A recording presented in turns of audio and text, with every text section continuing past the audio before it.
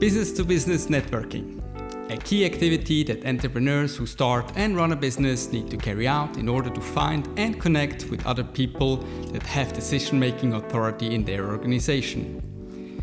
B2B networking helps to establish business relationships, to find new customers, but also to find company complementers.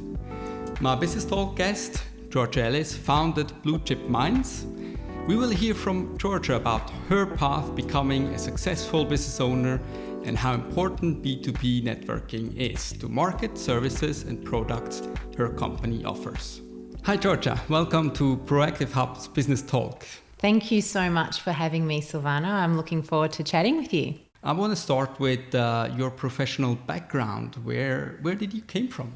Okay, so my professional background is completely different to what I'm doing now. So my professional background was in banking and finance. Prior to that, I also did some work in the plumbing and gas fitting industry as well. So running a small business with an ex-husband for around about 7 years. Then in financial services and banking for 22 years. So they did overlap a little bit, and moving through various roles in the financial industry. So that's pretty much my financial background, moving through management to being in the front line to managing teams and leadership. And yeah, that's pretty much the background. And what skills did you thought were important for you then to start a business, to become? Oh, okay. So I think one of the things that people think they need to have to start a business is business skills, right? And how to run a business and all, which is very important. But what I've come to know, and with the work that I'm doing now, is that the most important skills for starting a business and having that business maintain some form of longevity to last past, 12 months, 2 years and so forth, is to really have a skill set and understanding of yourself and confidence and courage in yourself, understanding the things that could potentially be holding you back from in the business world, and really honing in on the things that are your strengths and how you can bring them to the forefront. So a lot of people probably say, networking and all, which is really important, but I think before that you need to understand yourself a lot better than what a lot of people do. So was this then one of the triggers that made you think, yes, now I'm ready to become an entrepreneur? Yeah, absolutely. So it was the self-belief that allowed me to step out and do something that was quite courageous. When I started the business, I had a bit of an understanding of how to operate a business. I'd been operating a business in an entrepreneurial sort of way, so entrepreneurship. So in an organisation, a large organisation where I was in charge of profit and loss and so forth, so running something like a business, but it wasn't my money. No. Okay, and I'd had experience before with my ex-husband running a business as well. So I had a little bit of that, gave me some confidence. But I think the biggest thing was understanding what I was capable of doing and how I could continually learn and grow. So if I didn't know something in my business, I knew I could learn it. Tell us a little bit about Blue Chip's Mind, about your business. Yep. So Blue Chip Minds is, we're an organisation where we help people to understand the deeper mechanisms of who we are as human beings. So it sounds a little bit out there and maybe a little bit esoterical, but it's not.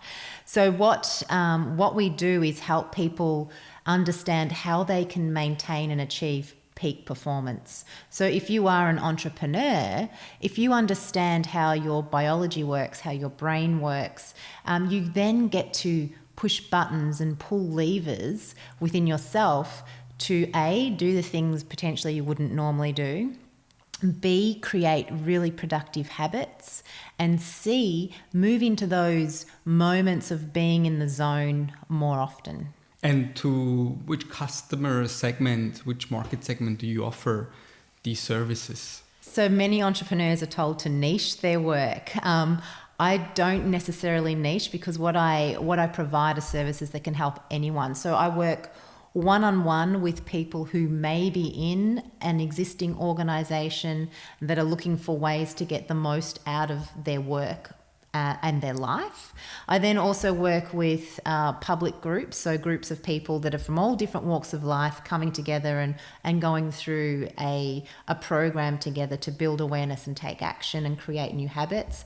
And then I work within organizations and businesses to help a team or a leader or a business owner get the best out of themselves or their workforce. So quite diverse, as I can hear. Yeah, and I love it.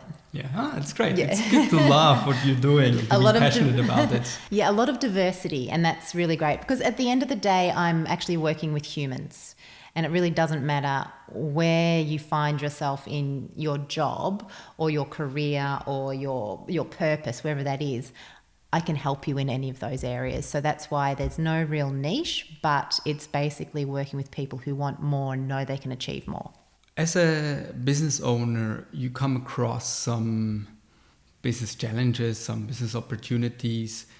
Tell us about the biggest challenge that you faced and how did you overcome this challenge? Yeah, so good question. So challenges as a business owner, there's plenty, and I'm trying to think of the biggest challenge, okay?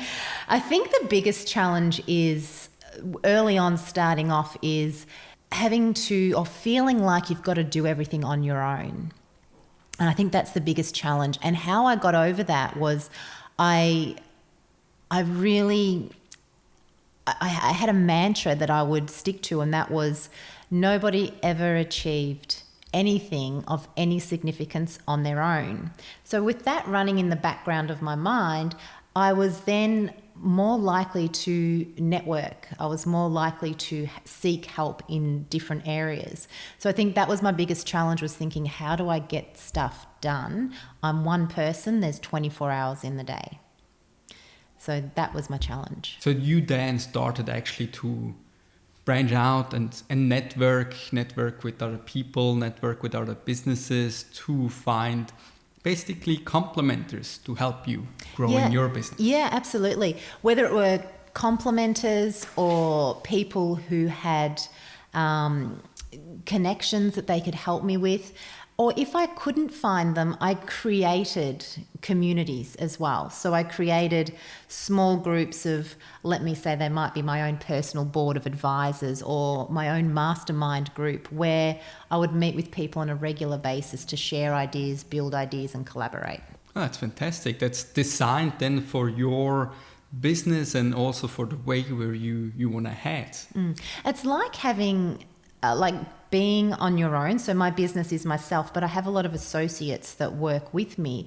So I can have the mechanism of a large organization, a large company, without all of the stresses that come with that. And I can pull on and work with somebody who has an area of expertise or a specialty that complements my business. So therefore my business grows without me having to do all the work or employ somebody. It's really powerful because everyone's getting to bring their passion and their purpose to life, and we help each other do that. It's fantastic. It's actually the question I just had about finding other complementers who do bring other skills and experience and expertise onto the table and share this. Would you therefore also say that you as a person, but also you as a business, would be a great addition, a great complementer for other businesses? Yeah, absolutely. And I found a lot of people will reach out to me just for that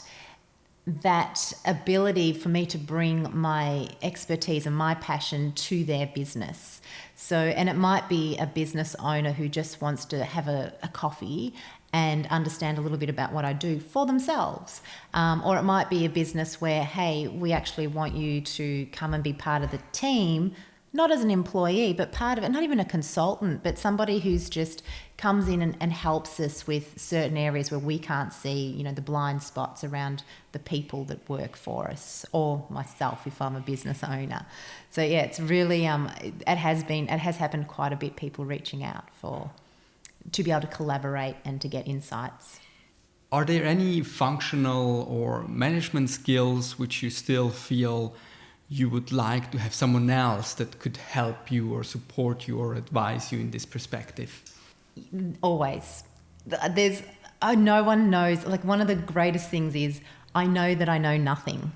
Like, I've just said I have this area of expertise that I can help people with, but at the end of the day, I know I don't know everything, and I haven't gone deep in a lot of areas. So definitely, as an entrepreneur or business owner, there are certain things that I'd need to draw on people around human capital sort of thing. So when I'm putting somebody on, and I do have people actually work for me, when that happens, I need advice on that. I don't know it, and I don't want to know it. I don't want to take up my brain space with that.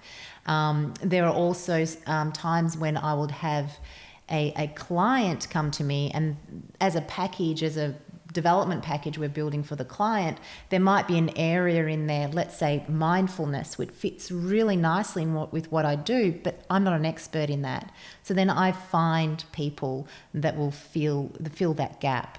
But as a business owner, there are things I have to tee up with a really good accountant. I have to find somebody who understands insurances and all those things that they're just on the peripheral of business, but they're really important. So those things I think are really great to be able to have people on your side as you're doing that, and really good high performers that love what they do. And I can hear that you are a great addition to any other business owner or entrepreneur as well. What advice would you give an entrepreneur out there to be mindful of or to understand and know how to grow a business?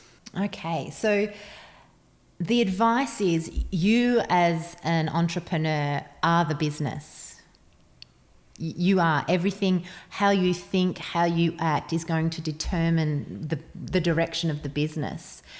You are the foundation. So if you're not functioning right, if you are not healthy, if you're not getting enough sleep, if you're not moving, if you're not nurturing yourself and also learning and keep building on your skill set, well, then you won't go far. So it's really about understanding that, yes, the business needs to make profit, provide a service, but it can't do anything outside or above your level of fitness. And I'm talking fitness in a holistic approach.